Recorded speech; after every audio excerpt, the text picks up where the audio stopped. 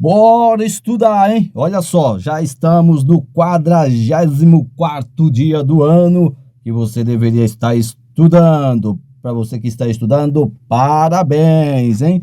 Há rumores aí, muitos rumores de um edital para 2024, hein? Mas vamos aqui, hoje no nosso cronograma de estudo do dia 44, a gente vai estudar o quê? Nós vamos estudar primeiro, processo civil. De processo civil, nós vamos pegar da sentença e da coisa julgada. Artigos 485 a 508. Essa parte aqui é um pouco chatinha, mas dá para a gente evoluir.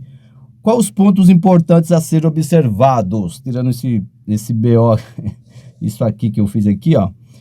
Pontos importantes a serem observados.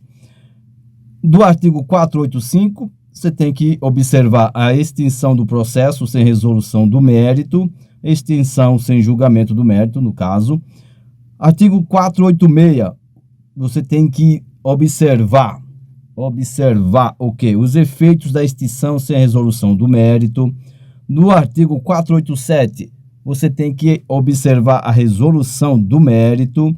No artigo 488, a resolução do mérito favorável à parte. Na seção 2, dos elementos e dos efeitos da sentença, você tem que dar uma atenção maior para os elementos essenciais da sentença, para a decisão de mérito, para a sentença em ação que envolve pagamento de quantia, limites da cognição do juiz, fatos supervenientes, que aparece lá no 493, do 494, a correção da sentença. No 495, hipoteca judiciária. O que essa hipoteca judiciária está relacionada, qual a relação dela com o artigo 495. Descendo aqui, ainda continuando no processo civil, na seção 2 da remessa necessária, você tem que saber, analisar quando que se dá essa remessa necessária e o que é essa remessa necessária, né? Você tem que saber isso. Da seção 4 do julgamento das ações relativas às prestações da fazenda, de não fazer e de fazer que fazenda, a prestação de fazer, de não fazer e de entregar coisa. 497, a tutela específica nas ações de fazer e de não fazer, a tutela específica na ação de entregar coisa. Do 499, observar a conversão da obrigação em perdas e danos, observar o caso de multa e perdas e danos, a ação de emissão de declaração de vontade. Na seção 5 da coisa julgada, você tem que prestar atenção na coisa julgada material, nos efeitos da coisa julgada, o que não faz coisa julgada, a revisão da coisa julgada e terceiro, qual a relação da coisa julgada com terceiros e qual a relação da preclusão nesse artigo aqui, ó, 507, qual é a relação de preclusão nesse 507. Se você não sabe o que é preclusão, pesquise o que é preclusão. E o artigo 508, os efeitos preclusivos da coisa julgada. Se você tiver tempo, você estuda também informática, correio eletrônico e o Windows 10. E se ainda sobrar tempo, direito constitucional, você faz uma revisão de todo o artigo 5º, de Constituição Federal. E agora vamos olhar aqui alguns exemplos de questões que são cobradas em provas. Oxi, cadê? Sumiu aqui, deu erro, caramba, deu erro, peraí. Então, vamos aqui, opa, deixa eu dar aqui, vamos saber como isso é cobrado em prova de concursos. Olha só, da sentença e da coisa julgada, como é que a Sebrasp pediu isso? Ó, haverá resolução de mérito na sentença em que o juiz,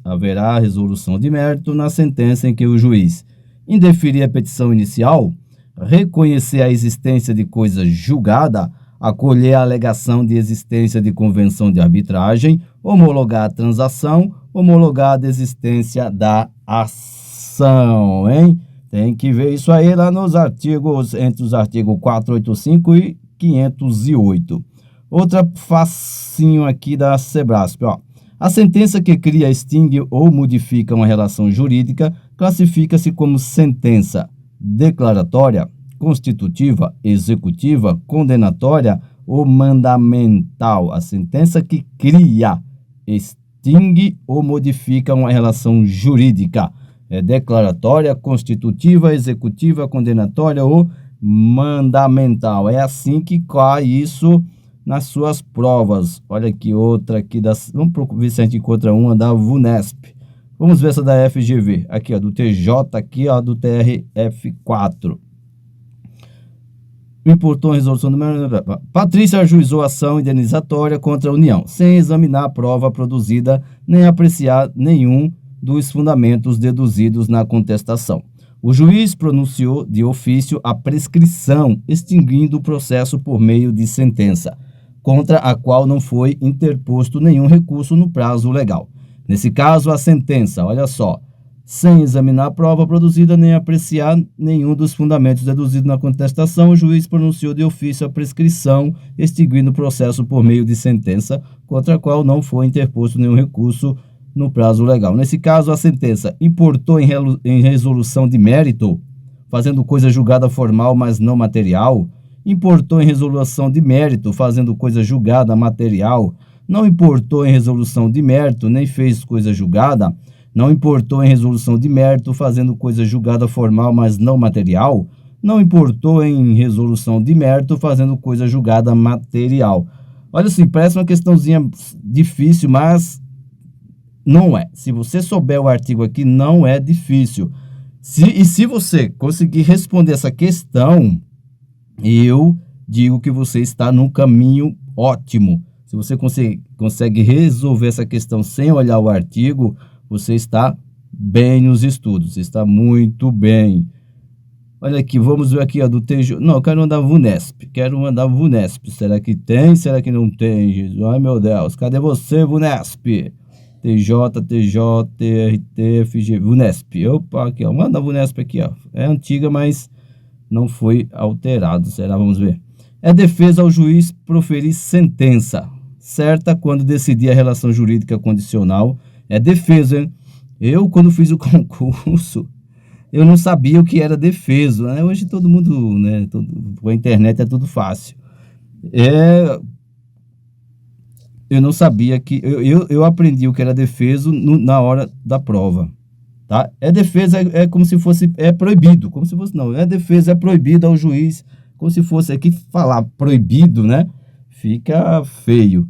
É defesa ao juiz proferir sentença certa quando decidir relação jurídica condicional, impondo... É defesa ao juiz proferir sentença, impondo multa diária ao réu a pedido do autor, desde que haja justificado receio de ineficácia do provimento final.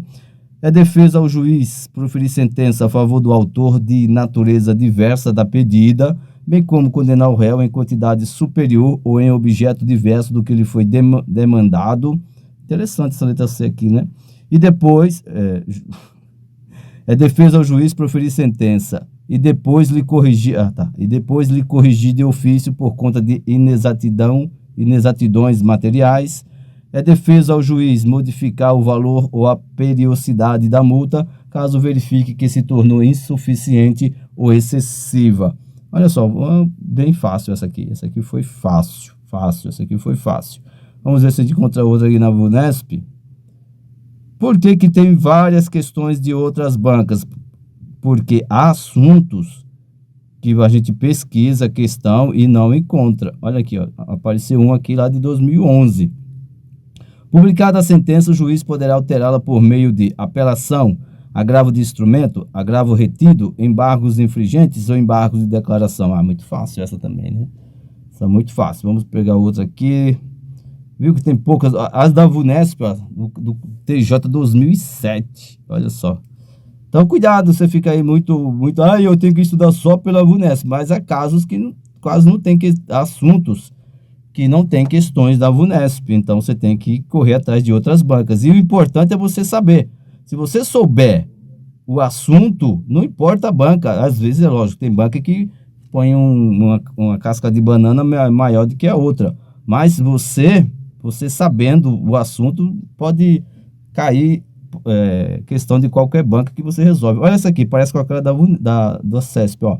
Após a publicação da sentença, o juiz não poderá alterá-la nas seguintes hipóteses. Olha só, lembra aquela que é defesa ao juiz? É parecido, ó. Após a publicação da sentença, o juiz não poderá alterá-la na seguinte hipótese. Para corrigir o objeto do pedido do autor por meio de embargos de declaração, não pode alterá-la por meio de embargos de declaração. Não pode alterá-la para retificar inexatidão material, não pode alterá-la para corrigir o nome das partes, não pode alterá-la para retificar erro de cálculo. E aí? Após a publicação da sentença, o juiz não poderá alterá-la nas seguintes hipóteses, para corrigir o objeto do pedido do autor. Essa aqui ficou interessante, né? Será que o juiz pode corrigir o objeto do pedido do autor? Ele pode ou não, por meio de embargos, mudar a sentença? Pode modificar ou não pode? Ele pode modificar para retificar inexatidão material? Tem alguma coisa escrita errada lá na sentença. Será que o juiz pode modificar? Será que pode corrigir o nome das partes? Falou na sentença lá o nome errado. Será que pode? O cálculo foi visto, né? Foi detectado que o cálculo está errado. Será que pode o juiz alterar isso depois? Não ficou fácil, hein? Olha aí, ficou fácil a questão aqui. Fácil.